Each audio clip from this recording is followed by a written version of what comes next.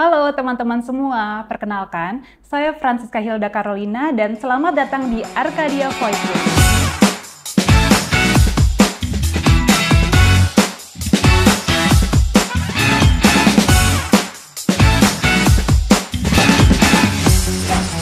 Arcadia Voices adalah sebuah talk show yang akan mengajak teman-teman semua untuk memahami dan menyelami bagaimana sih konsep desain itu dan juga untuk mengetahui bagaimana pembuatan keputusan dan juga pastinya untuk mengetahui tren terkini dari dunia interior maupun arsitektur. Kita juga akan melihat bagaimana konsep-konsep kreatif dan tentunya salah satu hal yang paling menarik adalah kita akan mengupas apa saja sih rintangan yang dihadapi dalam pembuatan desain dan juga dalam masa konstruksinya. Kita akan membahas desain dari salah satu bandara tersibuk di Indonesia yang menjadi salah satu destinasi favorit dari wisatawan lokal maupun mancanegara. Sudah bisa tebak kan destinasi apa itu? Yap, itu adalah Bandara Internasional I Gusti Ngurah Rai Bali. Pernah nggak sih teman-teman ini penasaran sebetulnya siapa sih desainer di balik terciptanya desain yang kreatif tersebut? Nah, kali ini kita akan kedatangan salah satu bintang tamu yang spesial. Beliau ini adalah interior designer dari Arcadia Works yang berperan penting dalam mendesain salah satu area dalam bandara tersebut. Oke, kalau gitu kita langsung saja sambut Christian Reizo Gorga. Halo Mas Christian, selamat datang di Arcadia Voices. Silakan duduk. Yes. Oke, dengan Mas Christian Reizo Gorga. Panggilnya dengan siapa nih Mas? Dengan Chris. Dengan Mas Chris. Oke, thank you banget nih Mas Chris udah bersedia untuk meluangkan waktunya untuk bisa hadir di program talk show kita hari ini di Arcadia Voices. Gimana kabarnya Mas Chris pagi ini? Baik, baik. Sehat sejauh ini? Sehat. Bagaimana nih kesibukan di tengah-tengah pekerjaan dan juga deadline-deadline? Ya, masih bisa ngejar deadline. Oh, gitu ya, masih bisa Gitu tidur kan. ya? Masih bisa. Oke, baik kalau gitu. Nah, ini kita di sini, kita ngundang Mas Chris nih secara khusus karena kita mau mengupas nih Mas lebih dalam. Gimana sih proses-proses di balik layar dari proses desain salah satu part atau area di Bandara I Gusti Ngurah Rai Bali. Nah, mungkin boleh diceritakan secara garis besar nih Mas mengenai prosesnya mungkin sebelum kita masuk ke beberapa pertanyaan. Oke, jadi overview-nya itu dia adalah sebuah launch di Ngurah Rai. Oke, jadi launch ya ini ya sebenarnya ya? Launch. Oke, sip. Jadi si launch ini tuh adalah launch yang dipunyain sama PT Jasa Angkasa Semesta. Oke. Itu dia adalah airport services provider gitu ya. Jadi kalau misalnya ada orang lagi mau nunggu flight gitu di ruang tunggu kan males ya kayak. Jadi dia tuh memprovide sebuah lounge di mana bisnis kelas khususnya itu bisa nyantai dulu sebelum flight, mungkin makan-makan, ada buffet segala macem. Kita memprovide desain untuk itu gitu, untuk menampung para flyer-flyer bisnis kelas yang sedang menunggu flight dan lain-lain bagi Jas. Oke, Gitu. wait. Yang saya tahu nih kayaknya PT Jasa Angkasa Semesta ini yang di Bandara Soekarno-Hatta, Jakarta bukan sih? Iya, dia emang nggak cuma di Ngurah Rai aja sih, emang banyak cuma untuk oke. awalnya itu yang mau didesain ulang itu yang di Ngurah Rai dulu, karena mungkin lebih sentral ya, di international departure juga soalnya, di Bali. Jadi trafficnya kayaknya di Indonesia mungkin salah satu yang paling sibuk ya, international departure-nya, jadi mulai di situ. Oke, jadi kalau menurut kamu nih Chris, sebetulnya tuh tujuan apa sih yang pengen dicapai sama klien ini untuk melalui project launch ini? Mungkin tujuannya itu lebih ke penjualan ya. Karena kan dia juga memang garis bawah dari redesign ini adalah untuk meremajakan istilahnya untuk memboost revenue. Oke, berarti ini konsepnya redesign ya yang kamu kerjain tuh ya? Redesign. Oke. Jadi dia mungkin ada desain sebelumnya, cuma dirasa perlu untuk peremajaan. Akhirnya kita provide service itu. Emang kenapa sih Chris sama desain-desain sebelumnya kok sampai perlu ada peremajaan gitu? Desain sebelumnya sih fine, nggak masalah gitu. Cuma mungkin masanya desain yang sebelumnya itu udah lewat gitu. Jadi perlu diremajakan lagi supaya tetap keep up sama demand-demand yang ada pada hari ini gitu. Salah satunya mungkin dari requirements-nya, kalau zaman dulu mungkin nggak terlalu meng-highlight barnya gitu. Nah sekarang nih mungkin si Jazz-nya merasa bahwa barnya tuh di desain sebelumnya, barnya itu justru jadi focal point dari launch nih. Oke. Nah di desain yang baru ini kita coba akomodasi itu gitu Kak. Jadi ya sebenarnya redesign itu menjawab juga sih apa yang ditemukan oleh klien di desain yang sebelumnya gitu. Oke, jadi kayak meng-highlight kembali apa sih yang perlu di-highlight yang lagi kekinian. Berarti mungkin kurang lebih kayak gitu ya, Chris? Iya. Oke, oke. Nah, emang kenapa sih sebetulnya desain itu harus kekinian, harus selalu diperbarui itu emang kenapa?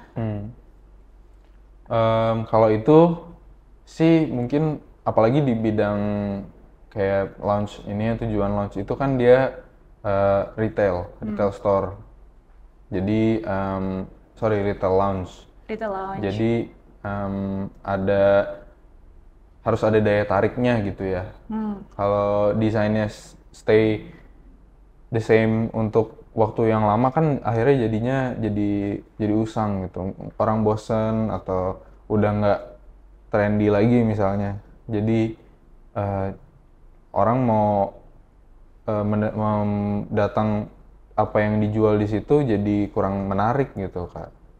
Makanya harus selalu diperbaharui lagi, direnovasi lagi, khususnya yang tadi retail-retail yang memang tujuannya adalah untuk menarik pelanggan gitu. Kan salah satu aspek dari menarik pelanggan itu dari segi kenyamanan interiornya, estetikanya gitu juga ya. Oke, menarik, menarik. Nah, launch ini tuh punya nama nggak? Jadi, bukan launchnya, sorry, tapi desain untuk launch ini tuh ada namanya nggak sih, Chris? Ada. Ada Jadi penyebutannya nih? Ada namanya? ada. Jadi kemarin tuh kita akhirnya develop konsepnya ya berarti ya. Konsepnya itu namanya Dewata Natura Futurism. Dewata Natura Futurism. Natural Futurism. Nah, Itu gimana itu historinya, konsepnya. Chris? Jadi ini berarti ini ya development konsepnya ya. Ya. Development konsepnya itu kemarin waktu ngedesain itu Kak, kita Bali nih, startnya di Bali. Apa nih yang bisa kita kulik dari Bali gitu? Alamnya misalnya, hutannya yang hijau, yang masih asri atau segala macam. Tadinya kita mau itu, tapi kita setelah timbang-timbang lagi, kalau orang mikirin konsep Bali itu banyak kan hutan, pantai gitu-gitu kan. Jadi kita coba bikin konsep yang di Bali nih juga bagus, yaitu adalah gua caves gitu. Jadi alam juga dari Bali indah, tapi jarang di expose gitu. Jadi coba dari situ dulu, akhirnya bentukan-bentukan itu ternyata kita ketemu bentukan misalnya stalaktit di goa gitu tuh semacam menyerupai sama misalnya pilar-pilar di bangunan gitu. Terus shaping-shapingnya yang dinamis, yang flowing gitu, itu tuh ternyata muncul juga di desain modern, desain futuristik gitu-gitu. Jadi yang dinamis, yang organik gitu. Akhirnya kita coba kembangin dari Dewata, itu dari konsep-konsep nature dibalut dengan desain yang futuristik. Jadi keluarlah Dewata Natural Futurism. Nah, Chris, kan ini kalau misal lagi proses desain atau pada saat proses konstruksi pasti kan ada tantangannya kan, entah itu internal tim lah atau mungkin eksternal waktu sama klien lah. Boleh diceritain nggak Chris tantangannya apa? Ini berarti dari desain ini ya. Boleh. Jadi waktu ngedesain itu kita ada tantangannya ya kayak project-project lain ya Kak. Tantangannya mungkin dari existing. Kalau kemarin sih sama klien diskusinya aman sih, bagus. Maksudnya kliennya juga tahu apa yang mereka mau. Jadi kita tinggal provide berdasarkan arahan dari mereka gitu. Oke, sorry Chris, aku potong. Jadi maksudnya existing tuh gimana? Jadi maksudnya yang udah masalah yang udah ada kah atau gimana? Existing ya yang udah ada gitu. Misalnya si layoutnya itu kan dia agak lengkung-lengkung tuh. Dia itu akhirnya kita kembangin untuk overcome lengkung-lengkung itu. Kalau misalnya kita bikin misalnya seating arrangement yang lurus-lurus atau kayak bikin apa ya lebih nge-grade gitu kan nggak ketemu tuh Kak. Itu challenge juga. Terus misalnya existingnya nih dia punya kolom-kolom untuk si ceilingnya bentuknya tuh agak unik gitu, agak miring-miring gitu. Nah itu challenge juga dalam kita mendesain. Oke, nah Chris ini menarik. Tadi kan kamu kan ada nyebutin ya kalau misalnya dari desainnya launching itu sendiri tuh berlikuk-likuk gitu kan. Iya. Nah sebetulnya tuh nature dari ide kreatifnya kamu nih Chris untuk bisa mengovercome itu tuh dari mana munculnya? Ini misalnya nih lengkungan ini tuh bisa diginiin loh biar bagus. Nah lengkungan yang ini yang seperti itu bisa diginiin. Itu tuh gimana ide kreatifnya bisa muncul? Oke. Jadi idenya dari mana? Sebenarnya karena hal itu kan ada di existing gitu ya Kak. Jadi kita mau gimana caranya yang di existing itu dindingnya lengkung nih. Salah satu dinding yang ada di tengah lounge gitu.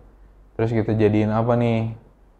Nah, lengkungannya itu kita coba bikin dinding-dinding baru yang ngelanjutin lengkungannya tapi nyambung ke area bar misalnya, bar yang kita desain.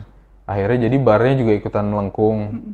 Baru setelah itu kita lihat oke juga nih desain yang melengkung-melengkung gini. Akhirnya kita coba ulang di aspek-aspek desain lainnya. Jadi si dinding itu ada banyak yang melengkung-melengkung, terus furniture juga ada yang melengkung-melengkungnya juga. Itu kombinasi antara shapes organik yang dari konsep kita itu kan memang maunya menyerupai yang di alam gitu ya, natural. Dan existingnya itu juga banyak bentuk-bentuk yang memang ternyata udah organik nih, salah satunya yang lengkungan itu, gitu. Oke, jadi itu diekspor, nggak mau dihilangin gitu ya. Oke, itu tuh kalau boleh tahu nih Chris, sebetulnya dari tahap meredesign itu berapa persen sih yang diganti atau yang bener-bener seluruhnya konsep lama itu ganti sama yang baru? Ganti. 100%? Iya, Oke. 100%, termasuk furniture-nya dan lain-lain gitu. Karena ya mungkin si kliennya juga merasa untuk perlu ya diganti, akhirnya kita bantu untuk ganti semua. Cuma structure existing itu kita tetap keep karena ternyata masih bisa juga diintegrasikan ke desain yang baru. Jadi why not? Oke, tadi itu kan dari segi pembuatan desain ya. Nah, kalau misalnya dari kamu nih Chris pada saat tahap konstruksinya, kan kemarin kan bolak-balik kan untuk lihat sebenarnya udah sampai mana sih proses konstruksinya. Nah, itu ada kendala nggak di konstruksinya itu sendiri? Pasti. Namanya konstruksi ya.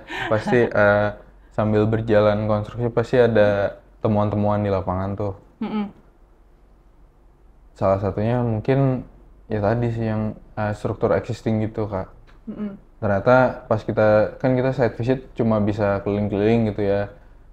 Pas lagi udah mulai project tiba-tiba dibongkar dinding satu, wah ternyata ada kolom nih. Bisa dihilangin nggak bisa gitu. Akhirnya kita harus develop lagi desainnya, direvisi untuk menjawab temuan yang di lapangan itu gitu. Paling mungkin Kalau dari konstruksi itu ya. Oke, nah Chris, jadi kan Bali ini kan terkenal sama kain budayanya kan. Kayak yang tadi kamu bilang itu loh, bahwa namanya aja tuh terinspirasi dari budayanya dan nature-nya besi Bali itu sendiri. Nah terus sebetulnya ada unsur budaya Bali nggak sih yang masuk ke dalam desain yang kamu bikin tuh Chris? Ada. Kita coba masukin kain khasnya, kain tenun khas Bali. Itu namanya endeknya itu motif. Jadi kita coba implementasiin motif kain itu di lighting yang ada di lounge. Motif kainnya kita ambil yang setelah proses approval dengan klien gitu Kak, kita coba implementasikan, tapi kainnya tuh jadi lighting fixture gitu. Oke, tapi kepikir nggak untuk naruh si kainnya plek-plek gitu Chris?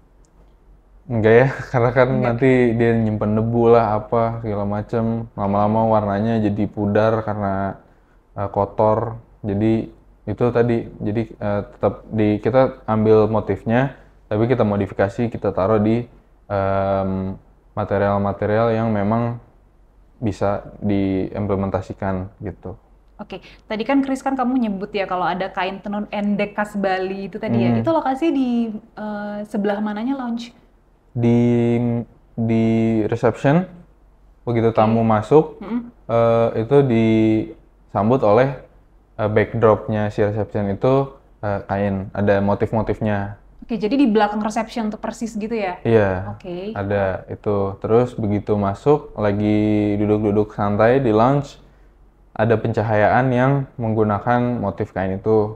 Lalu ada di buffet table, salah satu kolomnya itu kita coba berikan motif kain. Lalu terakhir di VIP room. VIP room ada divider antara VIP 1 dengan VIP 2. Itu ada stiker kaca dengan motif kain endek gitu. Oke. Kenapa Chris harus kain endek? Maksudnya kan banyak banget ya budaya Bali lain yang bisa kita highlight gitu kan. Entah itu misalnya Garuda Wisnu Kencana lah, misalnya nih ya. Kenapa ini harus kain tenun endek? Kain itu karena dia memang kain kan media yang paling fleksibel ya Kak. Jadi motif kain itu kita bisa implementasikan di dinding, bisa implementasikan di furniture gitu-gitu. Karena kalau dari signifikansinya dia ya kain tuh selalu dipakai di mana-mana. Jadi lo lagi upacara adat pakai kain endek itu, terus lagi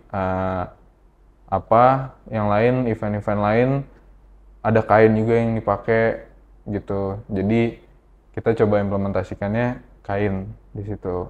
Misalnya kalau Garuda Wisnu Kencana mungkin akan ada nanti mungkin si klien akan taruh replika patung gitu misalnya, modifikasi. Kita udah siapin tempatnya, Kak.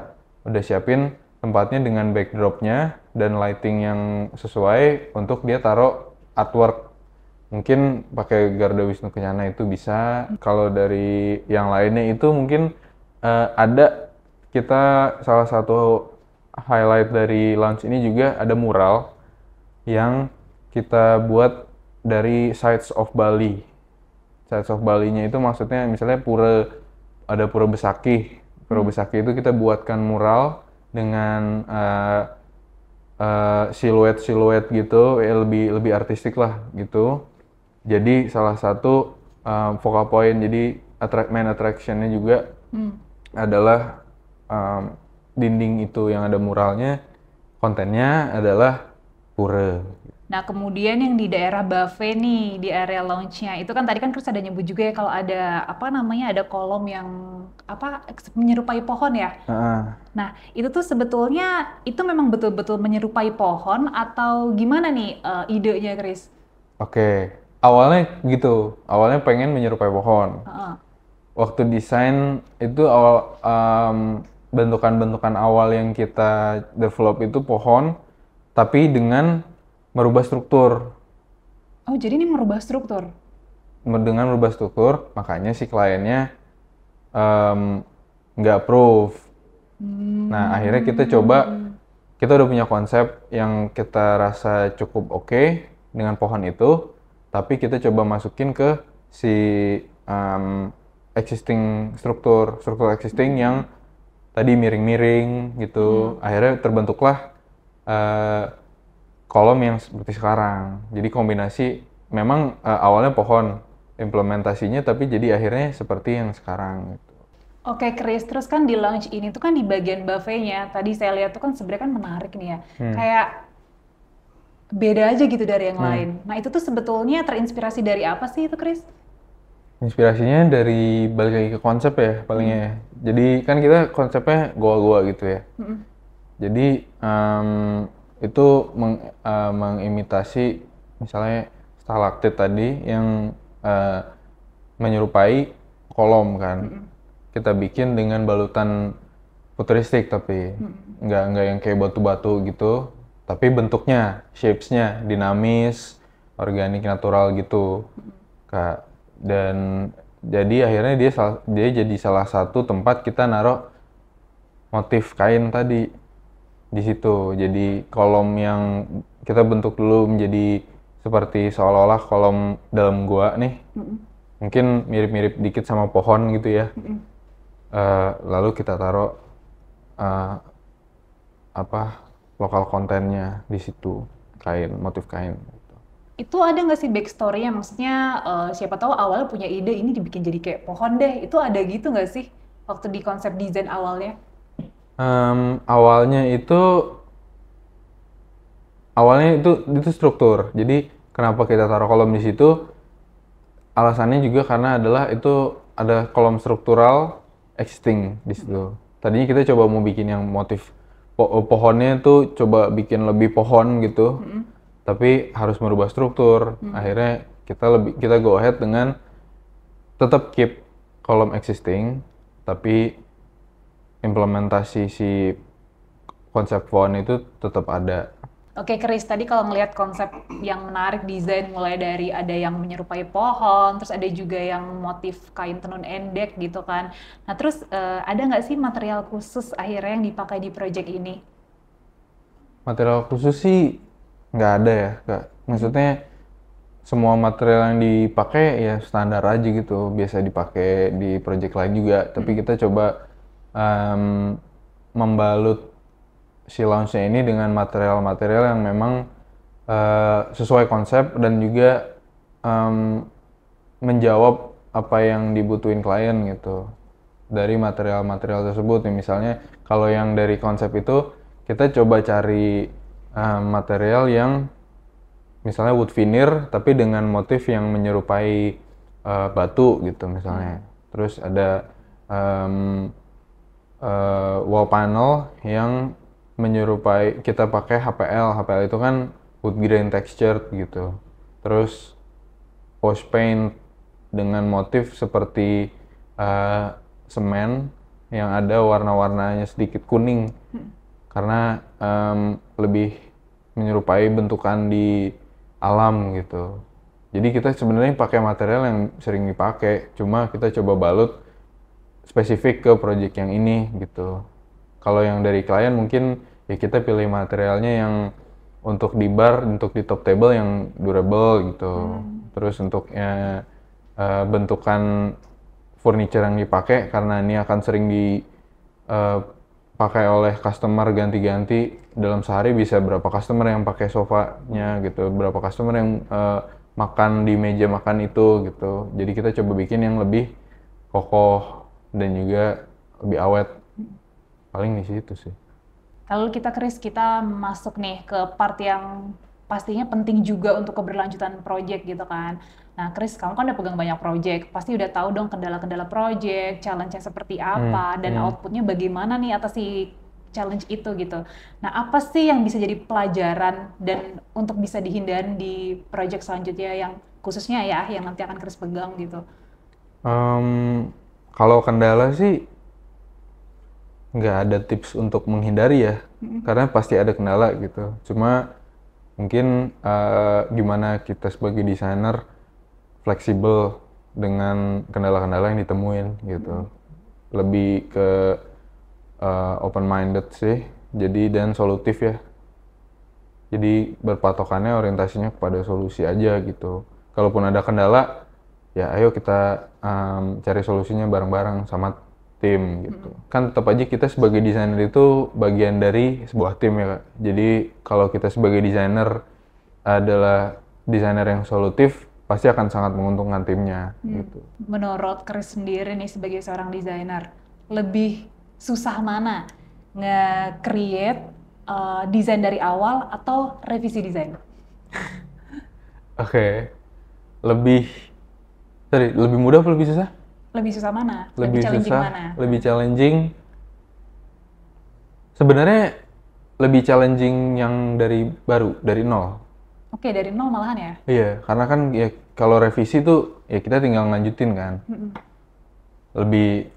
Sebenarnya lebih misalnya kalau ada revisi nih, kan ada notes-nya dong. Kita bisa ya udah kita bikin sesuai apa yang di notes gitu.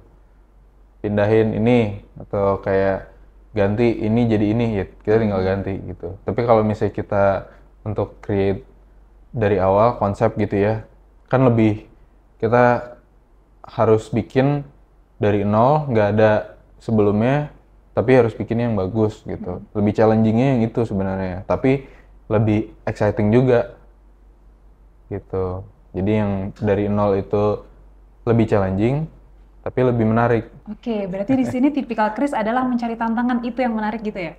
Iya, bisa dibilang seperti itu. Oke Chris, overall nih untuk si project Bandara I Gusti Ngurah Rai Bali ini, kan kamu kan sebagai desainernya, gimana Chris perasaanmu bisa mendesain international launch-nya Bandara Ngurah Rai loh? Ya, pasti senang banget Kak, karena konsep kita yang udah kita develop itu bisa tertuangkan di project jadi, khususnya itu karena dia diapresiasi oleh banyak orang ya, karena launch kan gitu, banyak yang pakai, banyak yang menikmati desain yang kita sudah develop. Internasional pula ya? International departure juga, jadi ya semoga membuat nyaman bagi para customer dan juga semoga menjadi desain yang bisa membantu klien dalam aktivitas mereka di launch. Jadi selain untuk meng-highlight desain, tapi juga mengutamakan fungsinya. Iya, Ya, benar. seperti itu ya, Chris. Benar. Oke, teman-teman, luar biasa banget tamu undangan kita hari ini dengan Mas Christian Reizo Gorga. Kita berikan tepuk tangan dulu untuk Chris. Banyak banget insight yang kita bisa dapat ya melalui obrolan hari ini, dan tentunya harapannya adalah teman-teman semua bisa mengambil inspirasi-inspirasi dari desain yang sudah diciptakan nih sama Mas Chris. Dan thank you banget nih Chris udah meluangkan waktu untuk bisa hadir ke Arcadia Voices kali ini. Thank you banget, kita terinspirasi banget sama kreativitasnya Chris, terutama bisa menjadi project jadi ya di international launch-nya Bandara I Gusti Ngurah Rai Bali. Thank you banget Chris, keren banget pokoknya. Dan terima kasih juga kepada teman-teman semua yang sudah menyaksikan Arcadia Voices. Jangan lupa ya untuk terus ikutin episode-episode selanjutnya dari Arcadia Voices, karena kita akan kedatangan bintang tamu yang tidak kalah menarik, yang akan menghadirkan project-project yang tidak kalah menariknya juga. Dengan begitu, saya Francisca Hilda Carolina dan Christian Reizo Gorga. Kami pamit undur diri. Terima kasih banyak dan sampai jumpa di Arcadia Voices episode selanjutnya. Thank you.